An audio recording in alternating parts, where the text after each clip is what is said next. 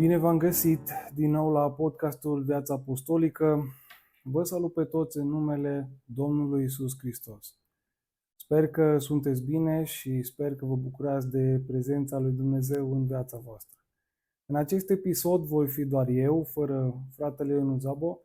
Vom intercala atunci când putem episoade cu noi, cu câte un monolog al fiecăruia, pentru a acoperi cât mai multe subiecte biblice. Un subiect biblic pe care m-am străduit să-l înțeleg foarte mult timp este limbajul tată-fiu din Biblie. Din cauza acestui limbaj, undeva pe la sfârșitul secolului al II-lea după Hristos, când lumea creștină era la a doua generație după apostoli, prin intermediul a doi oameni care se numesc sau se numeau Tertulian și Iustin Martirul, a apărut o variantă incipientă a doctrinei Trinității. Sigur că ea a devenit ulterior majoritară, asta printr-o tradiție foarte, foarte bine rădăcinată pe de-a lungul a multor secole care au urmat, dar și din cauza acestui limbaj tată-fiu pe care îl găsim în Biblie. Din scrierile lui Tertulian împotriva lui Praxeas, știm că încă la acea vreme doctrina oneness sau doctrina credinței într-un singur Dumnezeu era credința majoritară. Nu o să intru foarte mult în lucrul acesta pentru că l-am prezentat deja în episodul 2 și 3, ce înseamnă credința într-un singur Dumnezeu sau unicitatea lui Dumnezeu, dar mi-am propus ca într-un podcast viitor să facem și o incursiune în istorie și să prezentăm câteva date istorice, zic eu, relevante de la acea vreme. Așa cum a prezentat succint fratele Ionuț în episodul 2, doctrina Trinității nu a fost perfectă de la început. A durat cam 5 secole, 6 secole să fie perfecționată. A fost cumva ca și versiunile de software de la telefoane mobile, Trinitatea 1.0, 2.0, 3.0, 4.0 și așa mai departe, până într-un final a ajuns la o versiune general acceptată undeva pe la sfârșitul secolului al VI-lea. Vreau să fac aici două nota bene. Prima, pentru frații trinitarieni, prin care vreau să arăt că, din punct de vedere istoric, doctrina Trinității a apărut la mult timp după scrierea Scripturilor, undeva pe la sfârșitul secolului al II-lea, când, așa cum am prezentat deja, Tertulian și Iustin Martirul au început să promoveze o variantă incipientă a acesteia. Și a doua nota bene pe care vreau să o fac este pentru frații oneness sau frații care cred într-un singur Dumnezeu, prin care vreau să le transmit că doctrina Trinității nu a apărut la Consiliul de la Nicea, așa cum foarte multă lume spune, în anul 325. Acolo a fost doar recunoscută o variantă a acestei doctrine, care ulterior a suferit multiple modificări. Așa cum am prezentat, ea a apărut prin Tertulian și Iustin Martirul undeva pe la sfârșitul celui de-al doilea secol. Vreau să prezint foarte succint și eu doctrina Trinității așa cum este ea învățată în școlile și universitățile teologice trinitariene din întreaga lume. Doctrina Trinității îl definește pe Dumnezeu ca fiind trei persoane, coegale, coeterne și consubstanțiale.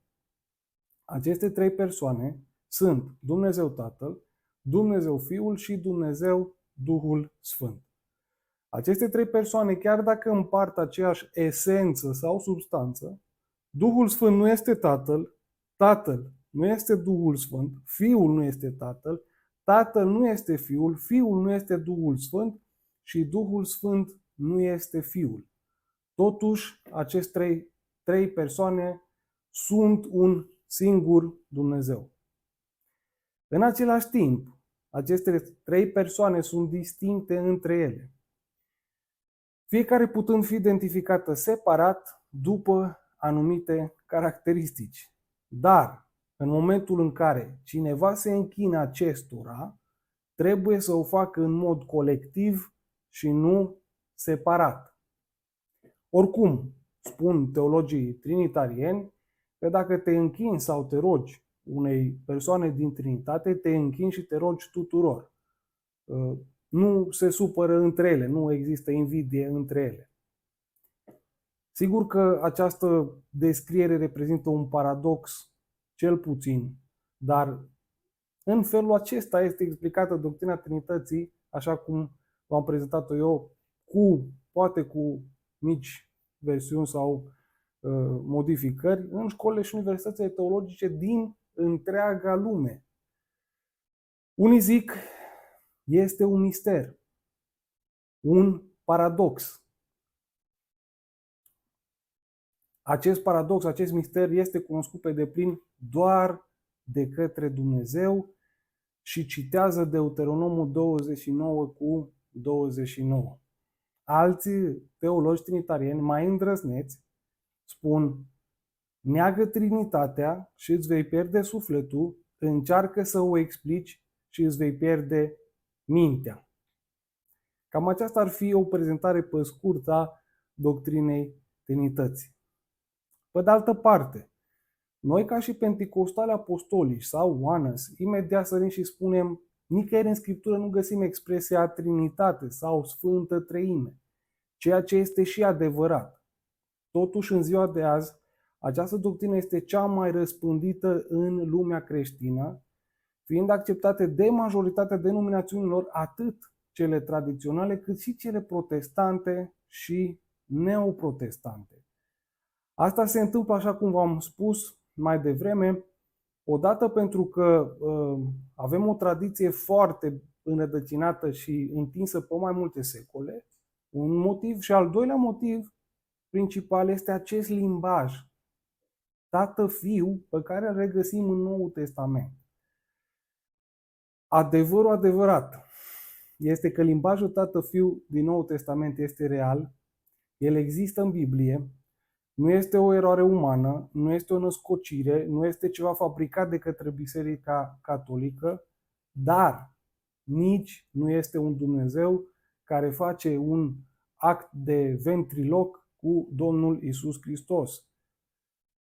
Adevărul adevărat este că atât teologii trinitarieni cât și teologii oanăs au de furcă cu acest limbaj tată-fiu și amândurora le este greu să le explice, le este greu să-l transmită oamenilor. Vreau să menționez că nu există nicio diferență de felul în care Vechiul Testament îl prezintă pe Dumnezeu față de Noul Testament. Nu este nicio revelație a două persoane care alcătuiesc un Dumnezeu sau un Dumnezeu mai mic vorbind cu un Dumnezeu mai mare pe cale ierarhică. Nu este nici coegalul Dumnezeu Fiul vorbind cu coegalul Dumnezeu Tatăl într-un limbaj simbolic. Adevărul este că e greu de înțeles acest limbaj și reprezintă un prilej de poticnire pentru foarte mulți teologi. Aceasta se datorează în mare parte din cauza faptului că fiecare parte se concentrează pe contracararea celelalte părți, în loc să se concentreze mai mult, zic eu, pe înțelegerea acestui limbaj. Una dintre întrebările care se ridică pentru trinitarieni este următoarea. Dacă limbajul Tată-Fiu există cu scopul de a distinge între Dumnezeu Fiul și Dumnezeu Tatăl, ca persoane distincte în cadrul Dumnezeirii, Dumnezeu Fiul și Dumnezeu Tatăl fiind coegale, coeterne, consubstanțiale, atunci de ce a doua persoană din Dumnezeire, Dumnezeu Fiul, este supusă primei persoane, Dumnezeu Tatăl? Trinitarienii spun că Domnul Iisus Hristos este Dumnezeu Fiul, a doua persoană din Dumnezeire, coegală, coeternă, consubstanțială cu Dumnezeu Tatăl, prima persoană, și cu Dumnezeu Duhul Sfânt, a treia persoană. Cum poate o persoană coegală și coeternă să dea putere și autoritate altei persoane coegale și coeterne din cadrul Dumnezeirii, cum s-a întâmplat cu Dumnezeu Tatăl și Domnul Iisus Hristos? Dacă limbajul Tatăl-Fiu din Noul Testament are menirea de a descoperi coegalitatea din cadrul Dumnezeirii, atunci, de ce descoperă atât de des faptul că aceste două persoane nu sunt coegale? Un bun exemplu îl avem în Matei, capitolul 26, un loc în care Domnul Iisus Hristos se roagă în grădina Ghețimani. Matei 26 cu 39.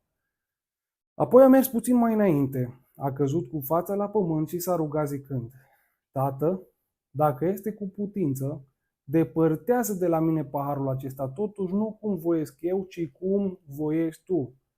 S-a depărtat a doua oară, versetul 42, și s-a rugat zicând: Tată, dacă nu se poate să se îndepărteze de mine paharul acesta, fără să-l beau, facă-se voia ta. L-a lăsat din nou, versetul 44, s-a depărtat și s-a rugat a treia oară, zicând aceleași cuvinte. Constatăm aici supunerea Domnului Iisus Hristos față de Dumnezeu Tatăl, care nu este o anomalie în Biblie, ci dimpotrivă este una dintre caracteristicile definitorii ale Domnului Iisus Hristos. Și vreau să subliniez lucrul acesta pentru că vom reveni la această supunere a Domnului Iisus Hristos. Ea reprezintă una dintre caracteristicile definitorii ale acestuia. Domnul Iisus Hristos arată în repetate circumstanțe faptul că predicile lui, doctrina lui, inclusiv viața lui, nu sunt cu adevărat ale lui. Ele toate arată către cineva mai mare ca el. Când l-au întrebat ucenicii lui despre restaurarea împărăției lui Dumnezeu, le-a spus despre acest lucru nu știe nici măcar Fiul, ci doar Tatăl. Când oamenii l-au numit bunule învățător, i-a întrebat: de ce mă numiți bun? Unul singur este bun, Dumnezeu. În Ioan capitolul 6, de la versetele 37 la 40, Domnul Iisus Hristos spune: tot ce-mi dă Tatăl va ajunge la mine și pe cel ce vine la mine nu-l voi izgoni afară, căci m-am coborât din cer ca să fac nu voia mea, ci voia celui ce m-a trimis. Și voia celui ce m-a trimis este să nu pierd nimic din tot ce mi-a dat el, ci să-l înviez în ziua de apoi. Voia Tatălui meu este ca oricine vede pe Fiul și crede în el să aibă viață veșnică. Și eu îl voi învia în ziua de apoi. Amin. Dacă Dumnezeu Tatăl și Dumnezeu Fiul sunt coegali, atunci de ce nu sunt ei egali? Concluzia pe care o tragem din aceste versete este că limbajul Tată-Fiu din Noul Testament nu arată două persoane coeterne, coegale și consubstanțiale. Cel puțin nu explicit. În multe circumstanțe, una este clar subordonată, clar supusă celeilalte. Limbajul Tată-Fiu din Noul Testament are totuși un scop, dar scopul acesta cu siguranță nu este de a revela doctrina Trinității sau de a servi intereselor acesteia. Totuși asta nu înseamnă că noi, ca și credicioși oameni, am scăpat de explicația aceasta. În cazul nostru apar mai multe acuze, cum că am fi modaliști sau chiar ni se atribuie o poreclă de foarte mult timp că suntem Jesus only. Având în vedere că modaliștii au fost contemporani cu biserica timpurie a primelor secole și că scrierile acestora nu au supraviețuit din cauza că ele au fost arse de către catolici, este greu să spunem exact ce doctrină aveau modaliștii timpurii. cea mai cunoscută grupare din vremea aceea fiind sabelienii sau monarhianiștii. Răspunsul meu la această acuză ar fi că penticostalii apostolici sau oanezi nu sunt nici modaliști, nu sunt nici sabelieni, nu sunt nici monarhianiști. Probabil nici măcar Michael Servetus, unul dintre reformatorii secolului al XVI-lea, care a îmbrățișat doctrina oanez, pentru care a și fost ars pe rug de către Jean Calvin, nu exprimă pe deplin ceea ce credem noi azi. Așa că cel mai bine ar fi ca doctrina noastră să fie analizată prin filtrul Scripturii și nu prin comparație cu alții. Iar în ceea ce privește porecla Jesus Only, spunem că nu suntem Jesus Only, noi suntem Jesus Everything. Ne rugăm în numele Domnului Iisus, botezăm în numele Domnului Iisus, primim Duhul Sfânt în numele Domnului Iisus și se întâmplă semne, miracole și minuni în numele Domnului Iisus Hristos. Așa că suntem Jesus Everything. Asta a fost așa ca o scurtă paranteză. Întorcându-ne înapoi la Scriptură, vreau să atrag atenția că este foarte periculos să cităm jumătăți de versete sau să ne parașutăm sau să ne teleportăm la un verset fără să înțelegem întregul context în care acesta a fost scris. Și vreau să dau un exemplu în direcția aceasta. Filipeni, capitolul 2, de la versetele 9 la versetul 11. De aceea, și Dumnezeu l-a înălțat nespus de mult și a dat numele care este mai presus de orice nume, pentru ca în numele lui Iisus să se plece orice genunchi al celor din ceruri, de pe pământ și de sub pământ. Și orice limbă să mărturisească spre slava lui Dumnezeu Tatăl că Iisus Hristos este Domnul. Aici trinitarienii iau ce le convine, adică spre slava lui Dumnezeu Tatăl, iar apostolicii, oaneșii, iau ultima parte, că Iisus Hristos este Domnul. Dacă se întâmplă aceasta, ambele părți sunt greșite. Totuși, se ridică o întrebare. Dacă orice genunchi se va pleca din ceruri, îl includem aici și pe Dumnezeu Tatăl și pe Dumnezeu Duhul Sfânt, să presupunem că acestea sunt în cer, vor îngenunchea și ei? Dacă nu, de ce spune Biblia că orice genunchi se va pleca inclusiv în cer? De ce nu s-a oprit la orice genunchi de pe pământ? Iar dacă se apleacă spre slava lui Dumnezeu Tatăl, cum rămâne cu coegalitatea? Iar dacă este așa, Dumnezeu, Duhul Sfânt, cui se închină? Pentru că, indiferent cum interpretăm acest verset, acesta pare că a tras paiul mai scurt dintre cele trei persoane. Sigur că a fost o exagerare și că este absurd ceea ce v-am zis eu acum, dar cam așa se interpretează unele versete din Biblie, în special versetele care exprimă acest limbaj tată-fiu prin teologia trinitariană. De exemplu, cu cine a vorbit Domnul Iisus Hristos în grădina Ghețiman dacă nu sunt mai multe persoane? Dar pe cruce, cui s-a rugat Domnul Iisus Hristos dacă nu sunt mai multe persoane? Biblia spune că Domnul Iisus Hristos a stat la dreapta lui Dumnezeu. Vezi, sunt Dumnezeu și la dreapta lui Dumnezeu, Domnul Iisus Hristos. Și probabil că Dumnezeu Duhul Sfânt stătea la stânga sau în față sau în spatele lui Dumnezeu Tatăl. Așa cum am arătat și explicat cu Biblia în episoadele anterioare, zic eu destul de clar. Dumnezeu este Duh. Asta spune Biblia, Ioan 4:24. Iar un Duh nu are mâini și picioare sau o formă omenească așa cum o avem noi. De aceea trebuie să ia o formă umană în omul Iisus Hristos. Dumnezeu umple cerul și pământul, este omniprezent. El a fost în Domnul Iisus Hristos pe pământ și în același timp a fost și în cer. Nu a rămas cerul gol fără Dumnezeu când Dumnezeu s-a manifestat pe pământ prin Domnul Iisus Hristos. Pentru a ne fi nouă mai ușor să înțelegem aceste lucruri și acest limbaj tată-fiu din Biblie, Scriitorii Bibliei, sub inspirația Duhului Sfânt, au căutat să unifice acest limbaj. Nici de cum să-l folosească pentru a separa sau pentru a face distinție între persoane sau pentru a-l diviza pe Dumnezeu. Chiar și atunci când se distinge o separare, aceasta nu face referire la divinitate sau persoană.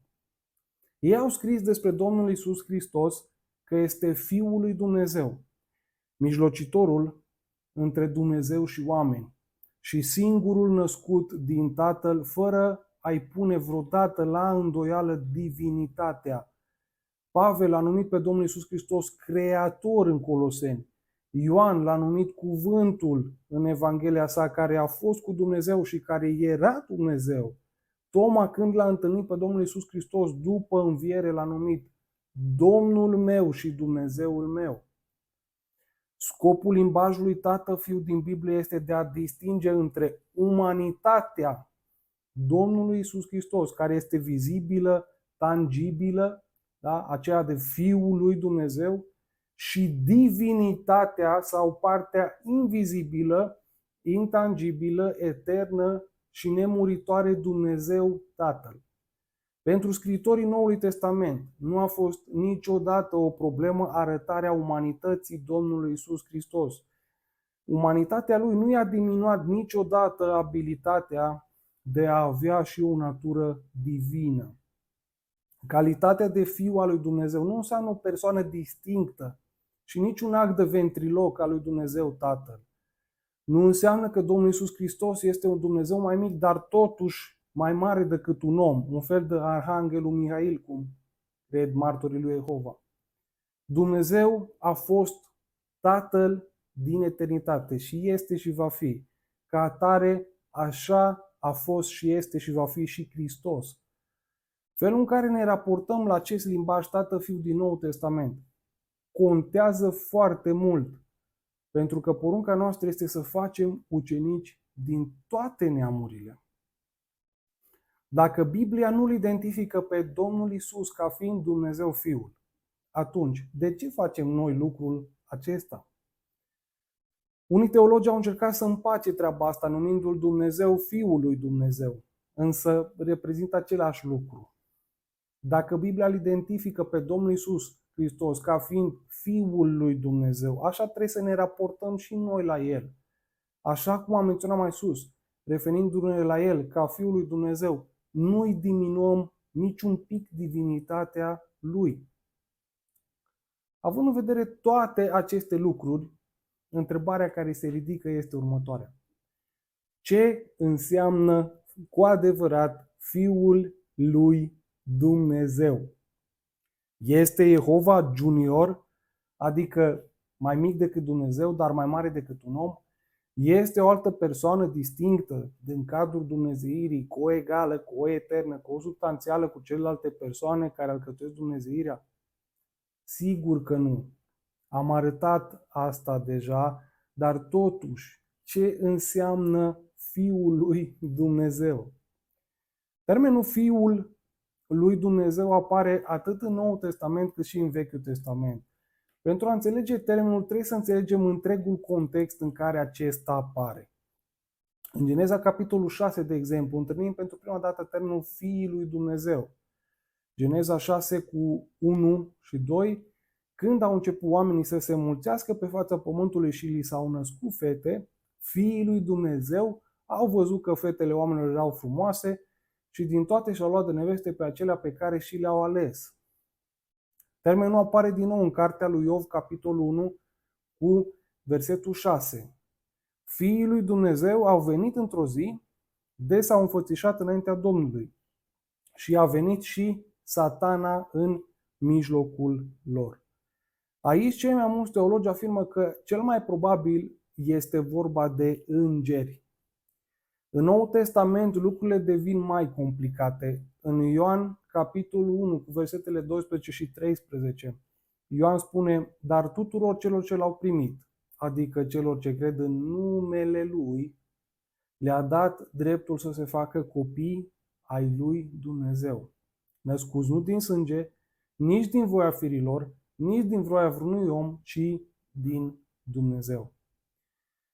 În epistola către Romani, Pavel spune în capitolul 8 cu versetul 14: căci toți cei ce sunt călăuziți de Duhul lui Dumnezeu sunt fii ai lui Dumnezeu. În prima epistolă a lui Ioan, 1 Ioan 3 cu 2, spune: preiubiților, acum suntem copii ai lui Dumnezeu și ce vom fi nu s-a arătat încă. Dar știm că atunci când se va arăta El, vom fi ca El, pentru că îl vom vedea așa cum este. La botezul Domnului Iisus Hristos, Matei ne spune în capitolul 3, cu versetul 17, că din ceruri s-a auzit un glas care zicea: acesta este Fiul meu prea iubit, în care îmi găsesc plăcerea. În Evanghelia lui, Luca ne spune în capitolul 3, câteva versete mai jos, după botezul Domnului Iisus, spune versetul Luca 3 cu 23, Iisus avea aproape 30 de ani când a început să învețe pe norod și era, atenție, și era, cum se credea, fiul lui Iosif, fiul lui Eli, și mergem mai departe, mergem până la versetul 38, fiul lui Enos, fiul lui Set, fiul lui Adam, fiul lui Dumnezeu. Revenind din nou la întrebarea noastră. Ce înseamnă să fii fiul lui Dumnezeu? Înseamnă să fii un înger? Înseamnă să fii un om? Sau este ceva rezervat exclusiv Domnului Iisus Hristos? Un lucru este sigur. Chiar dacă acest termen este folosit în diferite circumstanțe, el denotă supunere. El arată ascultare, supunere. Limbajul acesta al supunerii contează foarte mult în Noul Testament. Fără acest limbaj, niciun teolog creștin, fie el trinitarian, fie el apostolic oanes sau martor al lui Jehova, nimeni nu ar putea să înțeleagă pe deplin lucrarea spirituală de răscumpărare și de mântuire. A nu recunoaște că limbajul Tatăl-Fiu din Noul Testament denotă supunere deplină, înseamnă că nu se recunoaște pe deplin lucrarea pe care Domnul Iisus Hristos a făcut-o pe pământ. A venit El să moară pentru păcatele noastre? Bineînțeles că da. Este El Dumnezeu manifestat într-un om? Bineînțeles că da. Dar înțelegem noi cu adevărat ce spunem atunci când afirmăm că Domnul Iisus Hristos este 100% om și 100% Dumnezeu? Unii da, unii nu, unii mai mult, alții mai puțin. Dar când vorbim despre umanitatea Lui, îi diminuăm noi automat divinitatea prin asta? Pentru a înțelege lucrurile mai bune, vă propun să mergem în prima carte a Bibliei, în Geneza. Acolo întâlnim crearea omului pentru prima dată în lume. De acolo s-ar putea să învățăm multe lucruri despre ceea ce înseamnă să fii om și de ce Domnul Iisus Hristos este, a fost și trebuia să fie Fiul lui Dumnezeu. De asemenea, sunt foarte multe învățături greșite, eronate, nebiblice, care și-au originea prin interpretarea primelor capitole din cartea Geneza. Nu îmi propun să le corectez.